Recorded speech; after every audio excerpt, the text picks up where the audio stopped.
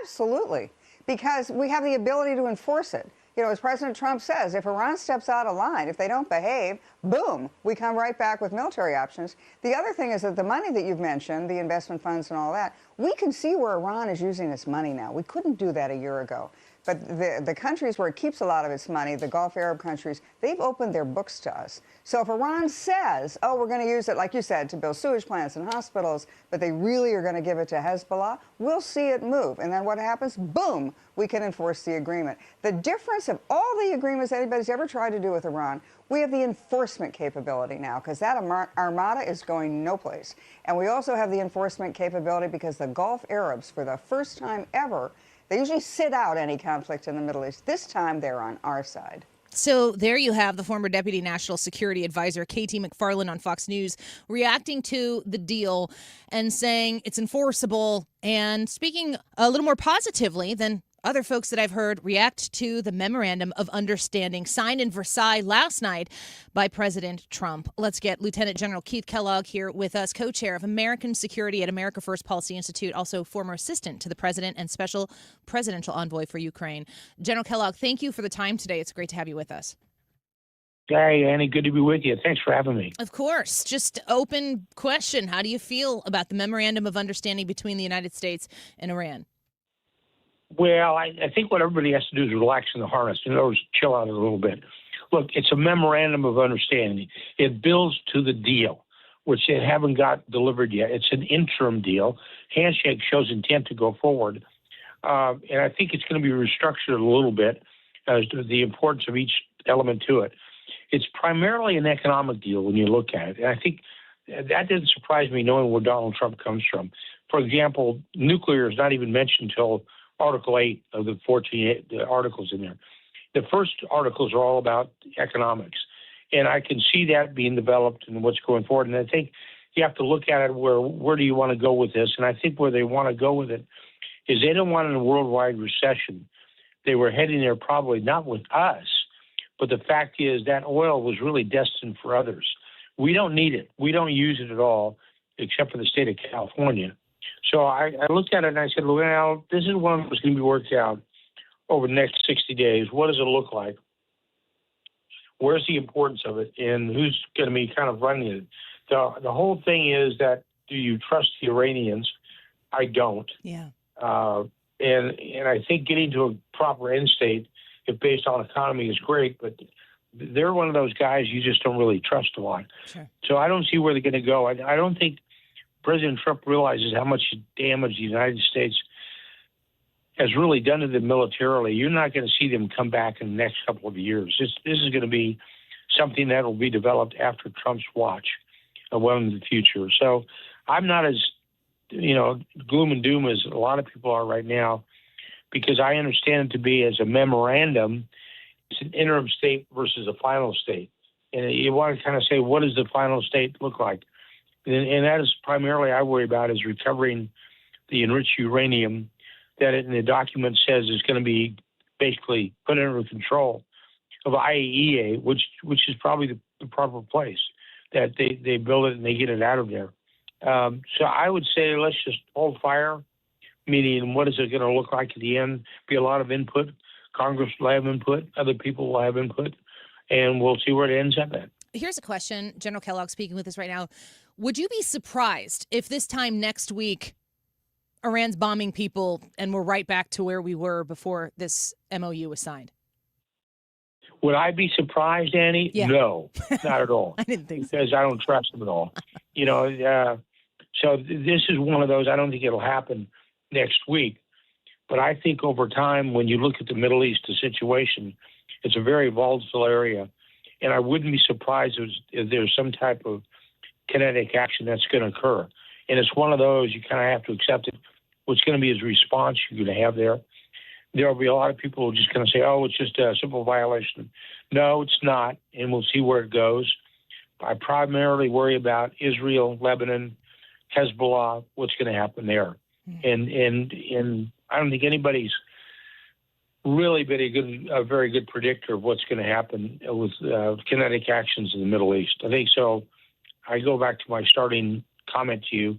Would I be surprised by it? And the answer would be no. Yeah. I think that that's a lot of the common reaction is there's no room for any trust in Iran and what their new intent might be. They'd have to prove it over and over and over again for quite some time before people would even consider trusting them to act differently than they have always acted. KT McFarland, in that clip that we played before we brought you on, was stating some things that are very different at this moment in time compared to other opportunities we've had to make agreements. But also, I'd like to ask you, and you've spoken a little bit about this here, where we are right now with Iran, Iran's capabilities right now compared to before the president started the bombing here to make sure that they decimated their military. Has President Trump and his administration put Iran in a different position than they've ever been before when these negotiations were taking place? Is it really a very different set of circumstances? Yeah, I would say it is, because their military has been badly damaged in their missile systems, their air defense systems, their air force. They haven't got a navy anymore. So I would say that militarily, they're much less of a power, or they can influence much less than before. And the fact that the Israelis took out Hezbollah, they've took out Hamas, the Houthis have been relatively quiet. It shows that the interaction among the region has been diminished. That doesn't mean they're not going to build back. That doesn't mean they won't play an active role. But today, and probably tomorrow, I would say that their ability to do that has been greatly diminished. So in that much, I would say, yeah, it's been pretty good for us. We're speaking with Lieutenant General Keith Kellogg, co-chair of American Security at America First Policy Institute. President Trump has been very clear the entire time. He's summed it up as the goal is to ensure that Iran will never have a nuclear weapon. After the strait was closed, there was a second point that was the strait must be fully reopened. Has this conflict become broader than those goals that President Trump set out to accomplish because of the actions that have taken place? Well, when you look at it, we're just advisors, and we have noise level. But when it comes to actual decision making, that's why he gets paid the big bucks to make those decisions. And I think, my concern has always been that as long as you've got a theocratic regime in charge, hardline revolutionary guards, you're going to have a problem, because these are the ones who chant, and they've been chanting over decades, death to America, death to Israel. Well, you got to believe that they mean that. And even though we've really damaged their leadership, and now their leadership is down to second or third tier, they're going to probably build back. And that's what you concern yourself with, not over the next 2 years, but next 3 years, 4 years, 5 years. Are we going to be confronted with the same problem 5 years from now? And I hate to say it, but as long as you've got this theocratic government in charge, the probability is, yeah, you are. That's my issue. Yeah. General Kellogg speaking with us right now. Does this conflict have any collateral consequence? I don't necessarily box it in to say damage. Any collateral consequence to the war that's still taking place in Ukraine, between Ukraine and Russia? Has there been any fallout from the Iran conflict that has affected anything that's going on in Ukraine? Yeah, I think so. I think because Russia's become a diminished power, and their equipment isn't as good, and the focus, here's what's been helpful, is our focus has been the Middle East. Because of that, we've kind of left Ukraine alone. And Ukraine's been able to establish a position of not dominance, but be on the offensive with Russians. And they can kind of do that without us looking over their shoulder. So in that regard, it's been very helpful. Not weaponry, but influence. And I think that's good that Ukraine has gone there. And I think it's hurt the Russians. Even the other day when the president was at the G7, he mentioned he wants Russia to make a deal. Notice he didn't say he wants for Ukraine to make a deal. He wanted Russia to make a deal. That's a shift. And it's a subtle shift, but it's one I picked up on right away. Yeah, it's China has been affected, of course, with the oil access to oil, both with the Iran conflict and also our action in Venezuela. How has the administration's managing of these foreign situations affected probably our biggest adversary in multiple fronts in China?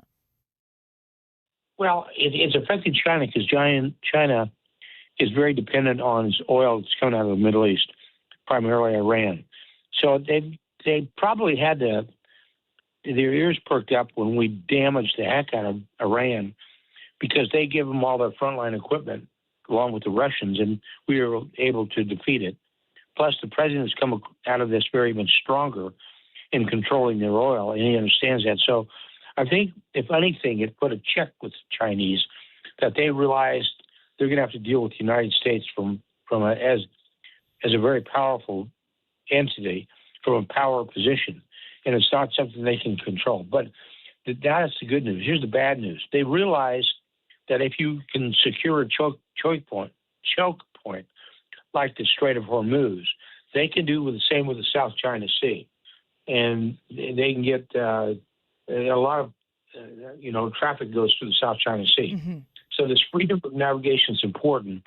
They show that the Iranians can control that.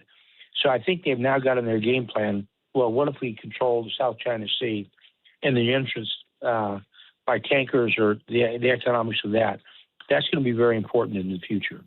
General Kellogg speaking with us right now on the pending Iran deal, which is currently a memorandum of understanding. Those are very different things. A peace deal and a memorandum of understanding, one can lead to the other, but isn't a guarantee, certainly.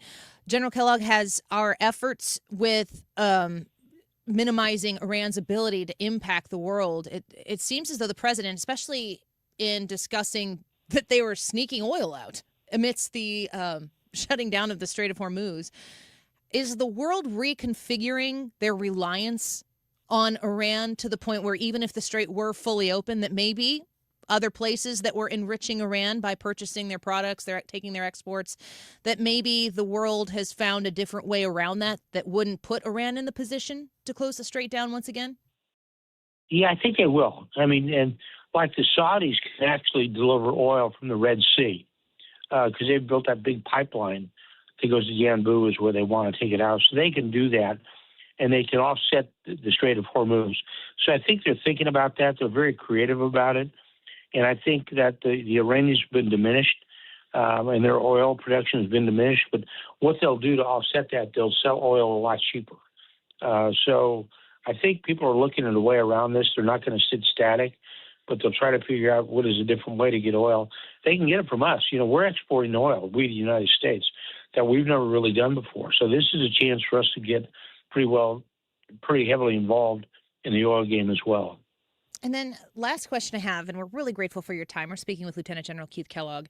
It seems to me like the natural flow of power would see potentially Iran's power diminishing, and then maybe someone else decides to try to fill some sort of void that exists.